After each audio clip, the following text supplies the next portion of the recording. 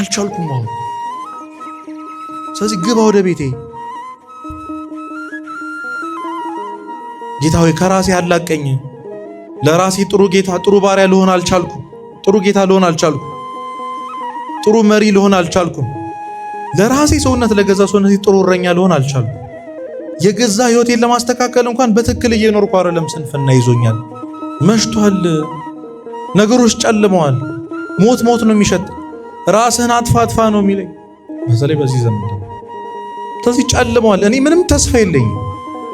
እግዚአብሔር የሚታየኝ ተስፋ የለም። ወደፊት እንደዚህ አይነት ሰው ሆናለሁ ብዬ የማስበው ነገር የለም። በራሴ ተስፋ ቆርጫለሁ። በእናት አባቴ ተስፋ ቆርጫለሁ። በሰው ተስፋ ቆርጫለሁ። ጌታ ሆይ በጣም የሚያሳዝነው በአንተም ተስፋ ቆርጫለሁ። ግን እጠይቅሃለሁ መሽቷልና ከማጋድር ከኔ ጋር ከኛ ጋር ደር ጋብዙት። ወደ ቤታችሁ ወደ ጨለማው ክፍላችን እንጋብዘው። ወደ ልባችን እንጋብዘው። ክርስቶስ እጃችን አሳልፈን እንስጠው። ጌታዬና መድኃኒቴ ኢየሱስ ክርስቶስ ሆይ እስከ ዛሬ ድረስ በራሴ አቅም የሚሆን መስሎኝ ነበር፣ አሁን ግን አልቻልኩም። ስለዚህ ተስፋ እንዳትቆርጡ። በየትኛውም ሕይወት መንገድ እግዚአብሔር የማያሳልፈው የማይሽረው ቁስል የለም። መማር ያስፈልጋል። ቃል እግዚአብሔር በጣም ነው የሚቀይረው። ለምንድን ነው እንደዚህ የሆንኩት? ለምንድን ነው ይሄን መተው ያቃተኝ? ለምንድን ነው ይሄ ነገር አልሳካ ያለኝ ካላችሁ ስላልተማሩ። ሞትን የምንመኘው እኮ ለዛ ነው። በሞት ማረፍ የምንፈልገው እኮ አይናችን ተገድኖብን እግዚአብሔርን ማየት አልቻለም። እንኳን ሰው እሱም የሸሸን ይመስለናል። እንኳን እናትና አባቶቻችን እግዚአብሔርም የተወን ይመስለናል። ጊዜው ያስፈራል። የፈራ ነው እግዚአብሔር አብሮን ስለሌለ ስላላስጠጋ ነው። በጨለመው በፈራው ልባችን ውስጥ እግዚአብሔርን ስላላስገባ ነው። ሰው እግዚአብሔር ካለው ሁሉ ስላለ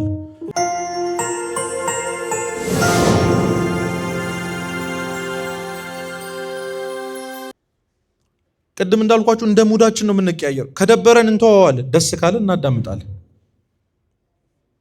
ግን በየዕለቱ ቃል እግዚአብሔርን የሚማር ሰው ይድናል አንድ ቀን። ለዛ ነው ቅዱስ ዮሐንስ አፈወርቅ ዝም ብለህ ተማር፣ ባትለወጥም ተማር፣ ባይገባህም ተማር ያለው። ትዝ አይላችሁም? አንድ ልጅ በደንብ እናውቀዋለን ይህን ስቶሪ። እንግዲህ ሄዶ አያቱን አባቴ እንደው በቃ ብል አቃተኝ፣ መጽሐፍ ቅዱስ አነባለሁ፣ ቃል እግዚአብሔር እማራለሁ፣ አይገባኝም፣ መለወጥ አልቻልኩም እና ምንም አይነት ፕሮግረስ ራሴ ላይ አልቻልኩም፣ ምንም ለውጥ ላይ አልቻልኩም አላቸው። እሳቸው እዛ ጋር የከሰል ማስቀመጫ ወንፊት ይታያል አሉት። አዎ። ቅርጫት ይታያል። አዎ። ከሰሉን አራግፈውና በቅርጫቱ ውሃ ይዘና አሉት። ከወንዝ ምን ይዘና? በቅርጫቱ ውሃ ይያዛል። ለምን? ስለሚያፈስ አይደል? ብዙ ቀዳዳ ስላለው። እንዴ አባቴ አይዝም እኮ ዝም ብለህ ሞክርን ያልኩን ነገር አድርጋሉት። ሄዶ ውሃ ይቀዝፍና እየሮጠ ይመጣል። መንገድ ላይ ያልቅበታል። ተመልሶ ሄድና አሁንም ከወንዙ ይቀዝፋል። እየሮጠ ይመጣል። አሁንም ያልቅበታል። ቀኑን ሙሉ ሞከረ። ይሄ የማይመስል ነገር ነው ብሎ ሄደ። እሳቸው ጋር አባቴ ሞከርኩ አቃተኝ። መጀመሪያ የማይመስል ነገር ነው ሞከርኩት አለ። ደግሞ የጠየኳችሁ ጥያቄ ሌላ፣ እርሱ ያዘዙኝ ትእዛዝ ሌላ። ምን ያገናኛል? እስኪ ያዝከውን ቅርጫት ተመልከተው አሉት። ቅርጫቱን ሳየው በጣም ንጹህ ሆኖበታል። መጀመሪያ ምን መያዣ ነበር አልኳችሁ? ከሰል አይደል? ከሰል መያዣ መቼም ይጠቁራል።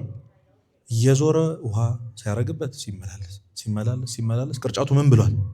ጽድት ብሏል። የተማራችሁት ቃል እግዚአብሔር አይምሯችሁ ውስጥ ላይቀመጥ ይችላል።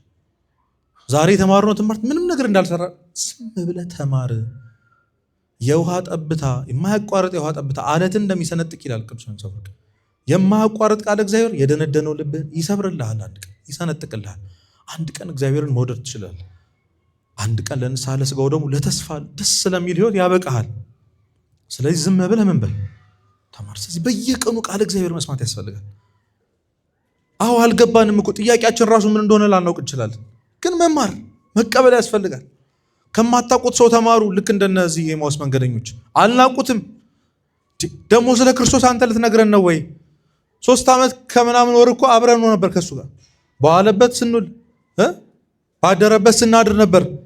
ማነህ አንተ ደግሞ ስለ ክርስቶስ እኛ ነው ትነግረን አላሉትም። በትህትና አንገታቸውን ደፍተው ሲተረጉምላችሁ ሰሙት። ከግማሽ መንገድ በላይ እስከ መጨረሻው ድረስ እሱ ሲናገር ነበር፣ እሱ ሲተረጉምላቸው ነበር። ማን ሲሰማ ነበር?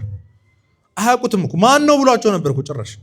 እንዲህ ስለ ናዝሬቱ ስለ ኢየሱስ ክርስቶስ የነገሩት እነሱ ነበሩ። ጭራሽ ስሙን አስተዋውቀን የተፈጠረው ነገር ነግረን ጭራሽ አንተ ልታስተምረን አላሉት። መንገድ ላይ አንድ ቡቱቱ የለበሰ ሰው ሊያስተምራችሁ ይሞክር ትማራላችሁ? አንሰማ። እግዚአብሔር ግን በማን እንደሚናገር አናውቅም። ቅዱስ ያሬድ እኮ እዚህ የደረሰው በትል ተምሮ እኮ። ስለዚህ ሁሉም ነገር አስተማሪ ነው ብሎ ማን ይመስል? እግዚአብሔር በየቀኑ አስተማሪ ነው። የእኛ ድርሻ ደግሞ መማር ነው። ስለዚህ በማን ነው ሊያስተምረኝ የፈለገው? በምንድን ነው ሊያስተምረኝ ያስፈልገው? ዛሬ እግዚአብሔር በዚህ ቀን ውስጥ ማታ ቤታችሁ ስትገቡ እግዚአብሔር ምን ሊለኝ ሞክሯል? ምን ሊያስተካክል ተናግሮኛል ማለት ያስፈልጋል። ቀደም በጸሎት ስንከፍት ምን አለን? የዕለት እንጀራችንን ስጠን። መቼ? የዕለት ዕለት ማለት ነው አይደለ? ይህንን ጸሎት ሁሌ እንደግመዋለን። ዛሬ በልታችኋል አልበላችሁ? ስለዚህ ጸሎቱ ሰምሯል ማለት ነው። ግን ክርስቶስ በትክክል የዕለት እንጀራችሁን ያሉ የሚበላውን እንጀራ ብቻ አይደለም። የመጀመሪያው ስጋና ደምህን እማያስርበውን ከበላ ነው በኋላ ከጠጣ ነው በኋላ የማያስጠማውን ስጋና ደምህን ምን በለኝ ስጠኝ ነው። የህይወት እንጀራ ስጠኝ ስንለው ነው። ዛሬ ቅዳሴ ተቀድሶ የክርስቶስ ስጋና ደም ተፈቷል አልተፈታም? ተዘጋጅቷል። አያችሁ፣ የጠየቅነውን ሰጥቶናል። እኛ ግን አልተቀበልም። እንጀራዋን የሚጠቅመንን ብቻ በላን። ዛሬ ቁርስ ምሳችንን የሰጠንን በልተናል። የህይወት እንጀራ የተባሉ ሌላኛው ቃለ እግዚአብሔር ነው። ምን አልኳችሁ? እስኪ ቃለ እግዚአብሔር በሉ። ይሄንን ዛሬ ጠዋት ጠይቃችሁት ነው ዛሬ የሰጠን። ስለዚህ ነገም ያን ጸሎት ስንጠይቀው የዕለት እንጀራ በሰጠን ቁጥር ስጋና ደሙንም የእሱንም ቃል ይሰጠናል። መቀበልና መብላት የኛ ድርሻ ነው። እንዴት እንደሚያስተካክል ደግሞ የተማረ ሰው ያውቀዋል። ለዛ ነው ልባቸው የተቃጠለባቸውን አላወቁትም። ማን ነው ይሄ ሰው እያሉ ነው። ስለዚህ ካገኘነው ነገር መማር ያስፈልጋል። እግዚአብሔር ከሁሉም ነገር ትምህርት ያመጣል። ሁሌም በየቀኑ ያስተምራል። ሁሌም ስብከት። አሁን ደግሞ እንደኛ ዘመን እኮ ሰባኪ የበዛበት ጊዜ የለ። ሁሉም በጣም ብዙ መምህራን አሉ። ድንቅ በእጃችን እኮ አለ ትምህርት ቃል እግዚአብሔር። የድሮ አባቶቻችን እኮ ትላልቅ አባቶች ጋር ሄዶ ለመማር እኮ ስንት ኪሎ ሜትር ነበር በእግራቸው የሚሄዱት። እኛ እኮ ቤታችን መማር እንችላለን። ከዚህ በላይ ምን ኦፖርቹኒቲ አለ? ወንጌል በዓለም ሁሉ ይሰበካል የተባለው ትንቢት እኮ ተፈጽሟል። ያልተሰበከበት ቦታ አለ እንዴ? ክርስቶስ ስም ያልታወቀበት ቦታ አለ? የለም። ከዚህ መማር ያስፈልጋል። ቃል እግዚአብሔር በጣም ነው የሚቀይረው። ለምንድን ነው እንደዚህ የሆንኩት? ለምንድን ነው ይህን መተው ያቃተኝ? ለምንድን ነው ይሄ ነገር አልሳካ ያለኝ ካላችሁ ስላልተማር ነው።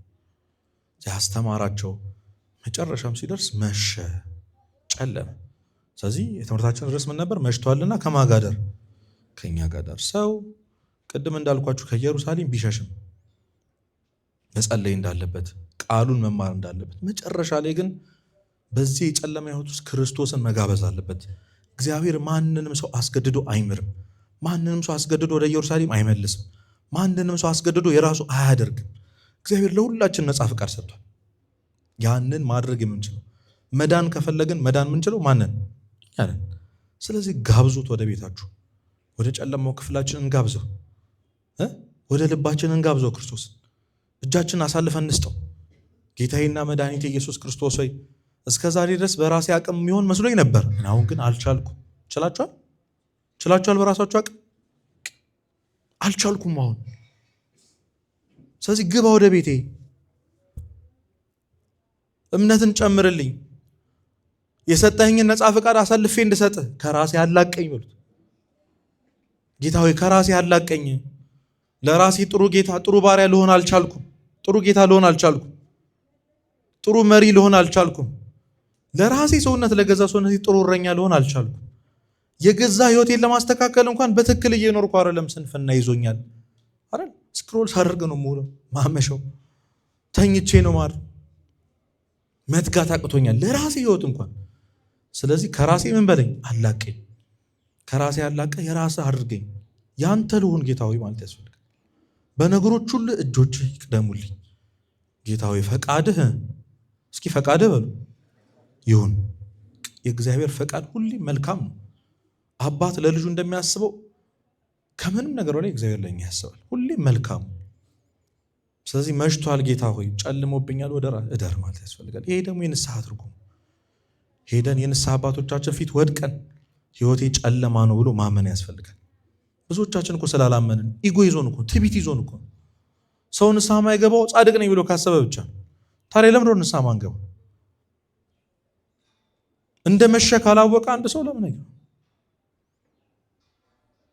መሽቷል፣ ነገሮች ጨልመዋል፣ ሞት ነው የሚሸት፣ ራስህን አጥፋ ነው የሚለኝ።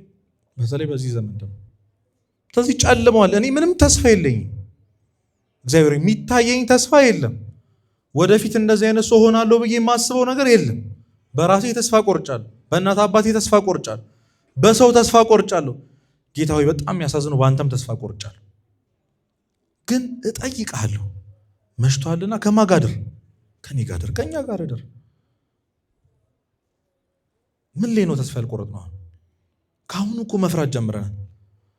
ከአሁኑ ነገሮች ድብልቅልቅ ሲሉ ወይኔ እንዴት ነው የምንኖረው? ተምረን ሳንጨርስ ገና ስለ ስራ እናስባለን። ሳናገባ ስለ ልጅ እናስባለን። ከቤት ተከራይተን ሳንወጣ ስለ ቤት ኪራይ፣ ስለ አስቤዛ እናስባለን። ሁሉን ነገር እኛ ማድረግ እንዳለብን እየተሰማን ከብዱን ቁጭ ብለን አያስፈራም? አሁን ጊዜው ያስፈራል። ያስፈራ የፈራ ነው እግዚአብሔር አብሮን ስለሌለ ስላላስጠጋ ነው። በጨለመው በፈራው ልባችን ውስጥ እግዚአብሔርን ስላላስገባ ነው። ሰው እግዚአብሔር ካለው ሁሉ ስላለ እግዚአብሔርን የያዘ ምንም ስለማይፈራ እግዚአብሔርን የወደደ ፍርሃት ከውስጡ ስለሚወጣለን። ለዛ ነው ቅዱስ ጳውሎስ ፍጹም ፍቅር ፍርሃትን አውጥቶ ይጥላል ያለው። እግዚአብሔርን የሚወድ ሰው እግዚአብሔርን የሚያውቅ ሰው አባት አለኝ ብሎ ያስባል። እስኪ ትዝ የሚላችሁ ከሆነ ልጅ እያለን ትምህርት ቤት እየተማርን ቤት ገብቼ ምንድን ነው የምበላው የሚለው ያሳስባችኋል? ያሳስበን ነበር? አያሳስበን። ለምን? ቤት እናትና አባቶቻችን ምግብ አዘጋጅተው ስለሚጠብቁ። ሰው ራሱን ችሎ ከወጣ በኋላ ከተከራየ በኋላ ግን ቤቱ ያለሱ ማንም እንደሌለው ስለሚያስብ ይጨነቃል። ምንድን ነው የምሰራው? እንዴት ነው ማደርገው ይላል። አያችሁ፣ ሰው አባት እንደሌለው ሲያስብ ነው የሚጨነቀው። ሰው ወላጅ እንደሌለው ሲያስብ ነው የሚጨነቀው። ይሄን ፈተና እንዴት ነው ማልፈው? ይሄን የህይወቴን የቤተሰቤን ችግር እንዴት ነው ማልፈው የሚለው የሚያስጨንቀን አባት እንደሌለን ስለምናስብ ለእሱ አሳልፈን ስለማንሰጠው። ለዛ ነው ከእኛ ጋር እደር ማለት የሚያስፈልገው። ከኔ ጋር እደር፣ ከኔ ጋር ሁን ጌታ ሆይ አንተ ካለ ሁሉን ምን እላለሁ እችላለሁ፣ ኃይልን በሚሰጠኝ በክርስቶስ ሁሉን። ሰላም ዋላችሁ። ጨርሻለሁ። እሺ፣ ኃይልን በሚሰጠኝ በክርስቶስ ምን እችላለሁ? ሁሉን እችላለሁ። ማላልፈው የለም። እግዚአብሔር ያሳልፍልኛል ብሎ ያምናል። እግዚአብሔር አብሮት ያለ ሰው፣ እግዚአብሔርን ያስጠጋ ሰው። ስለዚህ ያለን ነፃ ፈቃድ አሳልፈን እንስጠው። ጌታ ሆይ እኔ ያሰብኩበት መንገድ ይሄ ነው፣ ያንተ ግን ይሻላል። እኔ ያቀድኩት እቅድ ይሄ ነው፣ ግን ያንተ ይሻላል። ሐሳቤ ይሄ ነው፣ ግን ያንተ ይሻላል። ፈቃድ ይሄ ነው፣ ግን ያንተ ፈቃድ ይሻላል። ፈቃድ ይሁን ብለን ራሳችን ለክርስቶስ አሳልፈን መስጠት፣ ኃጢአታችንን መስጠት። አትታገሉ፣ ብቻችሁን አትታገሉ። በራሳችን አቅም መቼም የምናስተካክለው ሱስ የለም። ምን በራሳችን አቅም የምንወጣው ኃጢአት የለም። ኃይልን በሚሰጠኝ በማን ነው የምችለው? በክርስቶስ ነው። በእኔ አይደለም፣ በእኔ አቅም አይደለም። አሳልፎ ይሄው ኃጢአቴ፣ ይሄው ጨለማዬ፣ ይሄው ውርደቴ ማስማማት ያስፈልጋል። እኔ ይሄ ነኝ፣ አንተ ደግሞ መሐሪ ነህ። እኔ እንደዚህ አይነት ኃጢአተኛ ነኝ፣ አንተ ደግሞ ቸር ነህ። ስለዚህ ማረኝ ያስፈልጋል። አስመሳዮች ነን አብዛኞቻችን። እግዚአብሔር ፊት እንኳን ማመን አንፈልግም። ኃጢአታችን፣ ደካማነታችን ስንባል ያደግነው አለ አይደለ? አንተ ስራ እግዚአብሔር ምን ይልበታል? እግዚአብሔር ተጨማሪ ነገር ይመስላችኋል? አይደለም። ሁሉን ነገር አሳልፈን ለእግዚአብሔር ካልሰጠን እሱም አይሰራው። ስለዚህ በንስሐ ወደ ቤታችን ማስገባት፣ ሰውነታችንን ማጽዳት ያስፈልጋል። ያን ጊዜ በቤታችን ክርስቶስ ይገኛል። የመጨረሻውና ትልቁ ሚስጥር እንጀራውንም ቆርሶ ሰጣቸው፣ ዓይናቸውም ተከፈተ። ዓይናችሁ እንዲከፈት ትፈልጋላችሁ? ለምን መሰላችሁ? ዓይናችን ካልተከፈተ ሁሉም ነገር ብዥ ነው የሚልብን። ልክ እንደነዚህ ሰዎች ክርስቶስ አብሮን ሆኖ እንደሌለ ይሰማናል። በሰው ተከበን ብቸኝነት ይሰማናል። ተስፋ እያለን ክርስቶስ ተነስቶ እግዚአብሔር ከኛ ጋር ሆኖ ማንም እንደሌለን ይሰማናል። የገጠመን ችግር እኮ የሚስተካከል ነው። አሁን እያለፍንበት በጣም ብዙ ወጣቶች ራሳቸውን ያጠፉት እኮ ለሚስተካከል ችግር እኮ አልታይ ብሏቸው ዓይኖቻችን ተከድኖ እኮ ሞትን የምንመኘው እኮ ለዛ ነው። በሞት ማረፍ የምንፈልገው እኮ ዓይናችን ተከድኖብን እኮ እግዚአብሔርን ማየት አልቻለም። እንኳን ሰው እሱም የሸሸን ይመስለናል። እንኳን እናትና አባቶቻችን እግዚአብሔርም የተወን ይመስለናል። እንኳን ቤተሰብ ማለት ነው። እና ሰው ከሰውም ከእግዚአብሔርም ከራሱም ከተጣላ መጨረሻው ሞት ነው። በቅርብ እየሰማን ባለው ነገር ማለት ነው። ሞት ነው የሚታየ። ክርስቶስን በአይናችን ማየት ካልቻለን ሞት ነው የሚሸት። ሰይጣን በቀላሉ ለሚፈታ ችግር ለጊዜያዊ ችግር ቋሚ የሆነ መጥፎ ውሳኔ ነው እንድንወስን ያደርገናል። በሲኦል ስንቃጠል እንድንኖር ያለ እግዚአብሔር እንድንኖር ማለት ነው። ትንሽ እኮ ብንታገስ ትንሽ ብንጠብቅ እኮ ይስተካከል ነበር። ደግሞ ይህንን ቃል ስንሰማ እናስታውሳለን። ብዙ ማያልፎ የመሰሉ ሌሊቶች አልፈዋል። አልፈዋል። የዛሬው ሌሊት የማያልፍበት ምን ምክንያት አለ? ምንም። አባ እንጦንስን እኮ ጠየቀው ሰይጣን ልክ ሲመንን፣ እንጦንስ ሆይ አሁንስ ጉልበት አለ ትችላለህ፣ በራስህ ብቻውን ዋሻ ውስጥ አግኝቶት እኮ አሁን በራስህ ማብሰል ትችላለህ፣ አሁን ጎበዝ ነህ፣ ነገ ስታረጅ ማን ሊደግፍ ነው? ማን ሊያበላ ማን ሊያጠጣ ነው ብሎ ሲያስፈራራው ምን አለው እንጦንስ? ዛሬ ያለው እግዚአብሔር እኮ ነገም አለ አለው። የለም ዛሬ ያሳለፈን እግዚአብሔር ነገ አይኖርም? ይኖራል። ስለዚህ ተስፋ እንዳትቆርጡ። በየትኛውም የህይወት መንገድ እግዚአብሔር የማያሳልፈው የማይሽረው ቁስል የለም። የክርስቶስ ማዳን እኮ ታውቃላችሁ፣ ጠባሳ የሌለው ማዳን እኮ ነው። እየሰማችሁ ነው? እንደ ዘመኑ ዶክተር ቀዶ ካወጣልህ በኋላ የሆነ ስክራች ራሱ ያስቀምጥልህ። ተሰቃይቶ እንደማያቅ ሰው ደስተኛ ያደርገናል ክርስቶስ። በድሎ እንደማያቅ ሰው ንጹህ ያደርገናል። እየሰማችሁ ነው? ይህን እግዚአብሔር መጠበቅ አይሻል? ትንሽ መታገስ አይሻል? እሱን የመጠበቅ ጉልበቱ እንዴት ታገኘ? ብዙ ዘመን ጠበቅኩት ምትሉ ሰዎች ትኖራላችሁ። ብዙ ጊዜ ተስፋ አደረግኩት፣ ብዙ ስለት ተሳልኩኝ ልትሉ ትችላላችሁ። እሱ እኮ አድርጎልሃል። እሱ እኮ ትንሣኤን አሳይቶሃል፣ መጥቷል። እንጀራውን ካልቀመስክ ግን ዓይንህ አይከፈትም። እንጀራ የተባሉ የክርስቶስ ስጋና ደም ነው። ምን አገናኘው ልትሉኝ ትችላላችሁ። ምናልባት ስጋውና ደሙ ንስሐ ለመንፈሳዊ ሕይወት ብቻ የሚሆን ነገር ይመስላችሁ ይሆናል። እንዳይመስላችሁ። ረድኤት አለው፣ በረከት አለው። የክርስቶስን ስጋና ደም የሚቀበልና የማይቀበል ሰው የኑሮ ደረጃው ራሱ ተመሳሳይ አይሆንም። ለነገሮች ያለው ምልከታ ራሱ ተመሳሳይ አይሆንም። ምክንያቱም ክርስቶስ ተናግሯል በወንጌል ስጋዬን የሚበላ ደሜን የሚጠጣ እኔ በሱ እኖራለሁ፣ እሱ በማን ይኖራል? ክርስቶስ በእኛ ውስጥ ነው የሚኖረው። ገብቷችኋል? በልባችን ነው የሚነግሰው። ስጋችን ከስጋው ጋር፣ ደማችን ከደሙ ጋር ይዋሃድልናል። ክርስቶስ በእኛ ውስጥ ይኖረናል። ያኔ ፍርሃት ይጠፋል። ያኔ ተስፋ መቁረጥ ይጠፋል። ያ ጨለማ አያስፈራም። ልክ እንደ ኤማሁስ መንገዶች ልክ ስናየው እሱን መጀመሪያ ማስተዋል እንጀምራለን።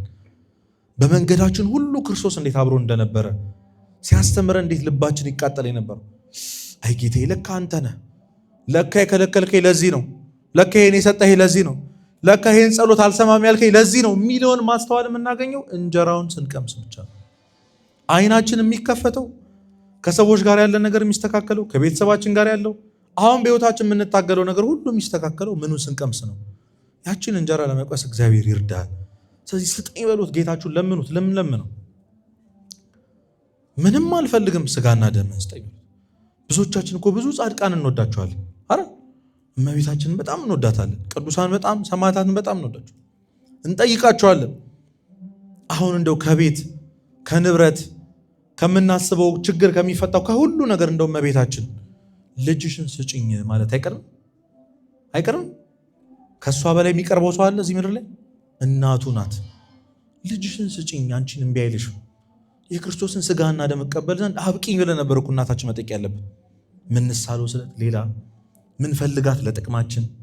አረ እያንዳንዱ ኃጢአት እኮ በልጇ ስቅ ያማታል እኮ እሷ። ልጇን ነው ምን በደለው? ልጇን ነው ምን አሰቃየው? ይቅርታ ምን ጠይቁ ጌታችንን ብቻ አይደለም የሚወዱትን ጻድቃንም እሷንም ነው።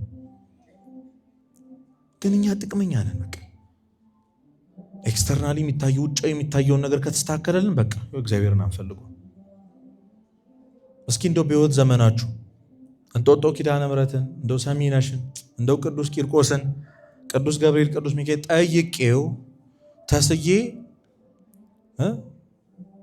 እሱ ቢወድና ቢፈቅድ ለክርስቶስ ስጋና ደም ለጥሩ መንፈሳዊ ሕይወት ለንስሐ ሕይወት አብቃኝ ብዬ ተስዬ ነበረ። ስለቴ ሰምሯል እልል በሉ የሚል ስለት ሰምታችሁ ታውቃላችሁ?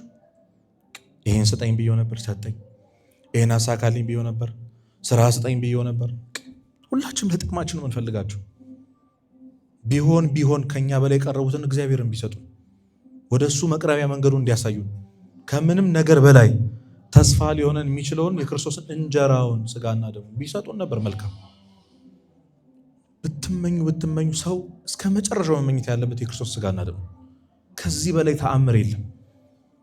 እንደው ጤና የጎደለው ሰው እንኳን ቢኖር ሙት ከማስነሳት በላይ ትልቁ ተአምር እዚህ ምድር ላይ የክርስቶስ ስጋና ደሙ። በጣም እኮ የሚደንቅ እኮ የአምላክ ስጋና ደሙ። ይህንን ከመቀበል በላይ እግዚአብሔር ይህንን ከመፍቀድ በላይ ይህን አሳልፎ ከመስጠት በላይ ምን እንዲሰጥን ትፈልጋላችሁ? ስለዚህ ሁሉም ነገር እንዲስተካከል ትምህርት አልገባ ካላችሁ፣ እውነቴን ነው የምላችሁ፣ እየሰማችሁኝ ተማሪዎች፣ ትምህርት አልገባ ካላችሁ ቁረቡ። እሺ፣ እውነቴን ነው የምላችሁ። ስራ የምትሰሩ ካላችሁ፣ ስራ አልሳካ ካላችሁ ቁረቡበት፣ ስጋውን ተቀበሉ። ፍርሃት የሚሄዳችሁ የሚያቃዠን ካለ፣ ብቸኝነት የሚሰማን ካለ፣ እግዚአብሔር ከኛ ጋር እንዳልሆነ ምንም እንደማይወደን የሚሰማን ካለ እንጀራውን ቅመሱ። የአይኔ አይናችሁ ይገለጣል፣ አይናችን ይገለጣል። የሁላችንም አይን እግዚአብሔር ይግለጥልን። ስለዚህ ከኢየሩሳሌም ወተን ወደ ኤማሁስ እየሄድን ያለን ሰዎች በመንገዳችን እንኳን ቤተክርስቲያን ውስጥ እንኳን ባንሆን ተመልሰን ንስሐ መግባት፣ መሽቷልና ከኛ ጋር እደር ማለት፣ ከዛ እንጀራውን መቅመስና የእሱን አይን ማየት ያስፈልጋል። ያን ጊዜ እንጀራውን ስንቀምስ ለስጋው ደግሞ ስንበቃ እንዴት ሲያስተምረን የነበረው ትምህርት፣ የከለከለን መከልከል፣ አልሰማ ያለን ጸሎት፣ ህይወታችን ላይ ሀብን ያደርጎች ነገሮች ሁሉ እግዚአብሔር እንዴት ለመልካም እንዳደረገው ይገባናል። ምኑን ስንቀምስ አልኳችሁ? እንጀራውን ስንቀምስ፣ ስጋና ደግሞ ስንቀበል። ለዛ ክብር ሁላችንም ያብቃን። እንደ ኤማሁስ መንገደኞች ወደ ኢየሩሳሌም ለመመለስ እግዚአብሔር ይርዳን። ወስብሐት ለእግዚአብሔር።